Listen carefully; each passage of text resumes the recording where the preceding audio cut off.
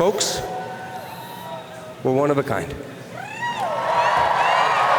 We are beautiful. We are the greatest nation on earth.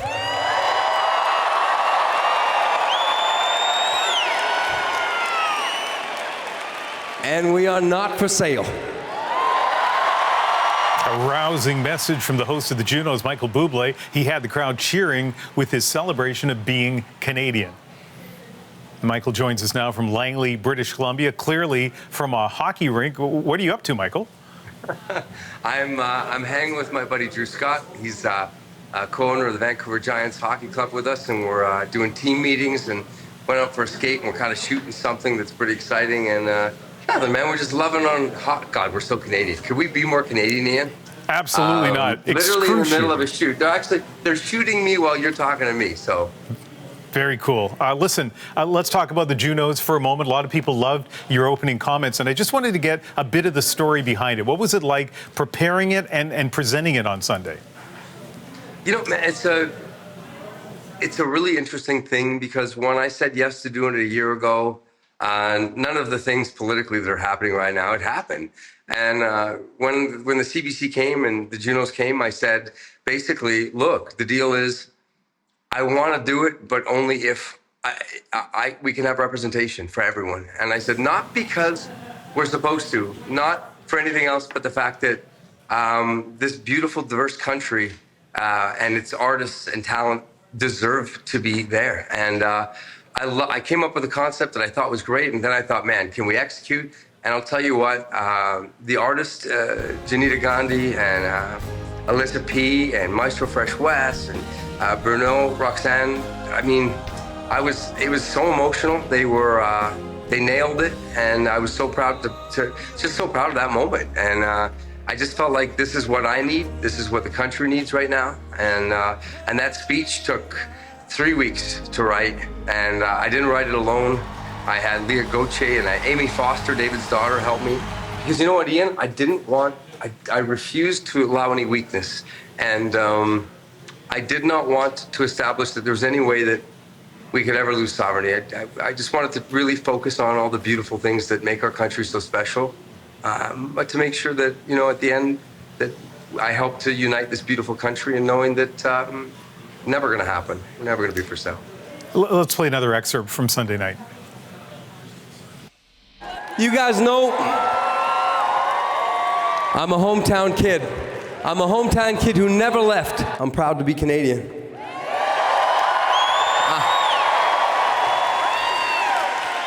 I'm proud that when they go low, we get high. We go high. It's kind of the same thing. Bottom line, we love this country. We love it, and when you love something, you show up for it. Okay, so I was watching all of that from the newsroom here. I was so impressed, though I did laugh when you accidentally said, when they go low, we get high. I didn't accidentally say that, Ian. Okay. All right. That was actually, it's funny, I got to give Snoop credit. That was a Snoop line. Really? So okay. He, you know, yeah, man. So that was me just having fun with, with this country and stuff, and all, all of it. It's funny, and I think I did it too well, because I saw people going, oh, he slipped up. And it was like, no, that was the line that was in there, and the way that I recovered from it was in there too. And it's funny, you know what else, Ian? A lot of people are online where, my friends are saying, oh, people are saying, well, that's easy for you to say as you live in America, and it's like, guys, I live in Burnaby. I pay my taxes here. My kids go to the same elementary school I went to. And while I love America, I really do. We talk about it all the time. I love America. I love my brothers and sisters, and I never want to generalize. And it's way better to put the focus on why we love us, But this is my country. It always will be. I'll never go. I'll work all over the world. I go to 65 countries every year. But Canada is home, and it always will be. Yeah, and I should say that is 100% true. You do live in Burnaby, and you are a Vancouver kid. Like it comes through and through when I've interviewed you. So many local Vancouver references in what you talk about. Listen, I want to play one more excerpt from the Junos because it really was a celebration of Canadian talent. Introduced a lot of us to artists that we may not have heard before. Here's Janita from the opening and her version of one of your biggest hits. We're going to listen to that.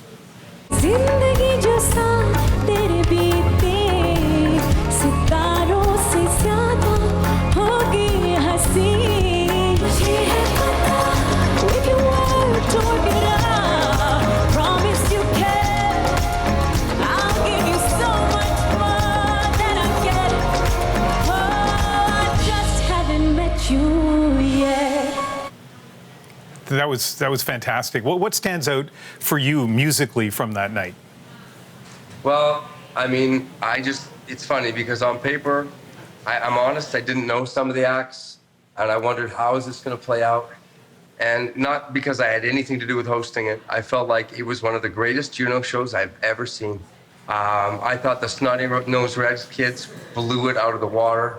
Akila was so, like, I had goosebumps. I had shivers. Like, every single artist showed up, executed musically with their choreography. They busted their butt. You know what's funny? Sometimes you get the gigantic artists and they come and they sort of, it's the Junos. And there was something so refreshing about so many artists and Canadians that right now, especially in the landscape we're in, we're so excited to represent their country. We're so excited to be part of the celebration that, I've watched the Junos, Ian, become a springboard. Where I remember, my mom watching, and she said, I don't know who that is, I don't know who that is. And 3 years later, they were literally the biggest acts on the planet, And that is the magic of this most beautiful celebration. And I thought there was we're such a beautiful, Ian, like, I don't know if the people know that you and I play ball hockey together. And this idea came to me when a bunch of the guys who were sitting at the bench and they're all wearing turbans last year, one of their guys, AP Dillon, they came from watching the show and they were so moved that somebody that looked like them, that by the way was a big star and playing arenas, was on our Junos. And I just knew, I was like, if I get a chance to do this, I want to show the world and our Canadian brothers and sisters that these people deserve to be there. And honestly, I just one of the most proud nights of my life. One last thing, and then I'll let you go because you're holding the phone in the dressing room of the Vancouver Giants there. So one last thing. I'm actually holding the phone in, and I got my skates on still, and I'm holding it up like this. All right. Okay, so just this last question, and this is from Much Music icon Erica M. She was at the rehearsal for the Junos. She saw you backstage, and she posted this on Instagram. She said she and her son saw you. They got out of the way because, they said, there's the host. We don't want to get in his way. You had never met her, but then she said you were so gracious. And so I called up Erica M. and I asked her about that post. Listen to this.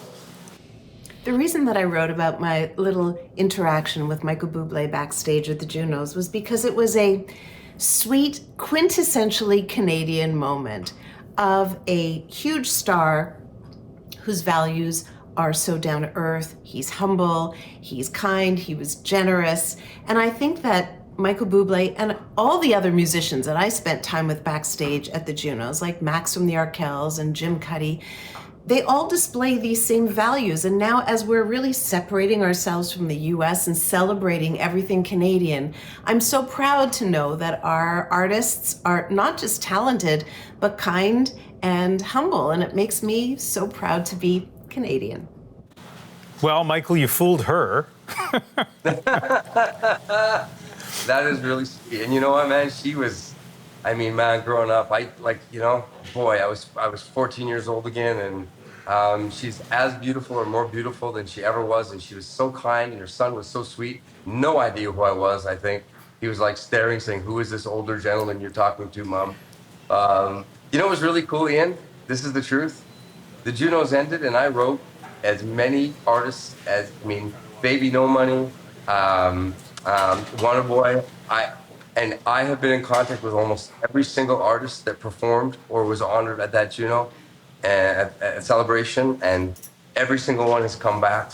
And there's just so much love in this industry and this country for each other. And you know what? In a world that can be a little bit cynical, it has been a real breath of fresh air, and it makes me so happy. Really, it makes me so happy. It says a lot about Canadian music. It says a lot about Canada, but it says the most about you, Michael. Fantastic talking to you. I can't skate, so the next time you play ball hockey, send me a text. Listen, you don't need to skate when you have the defensive prowess that you have, my friend. Excellent. Well, I'll try not to be too defensive. Okay, thanks a lot, man. I might see you Saturday, man. Okay, absolutely, 100%. Thanks for having me. Thanks, Canada. Thanks for having me as your host.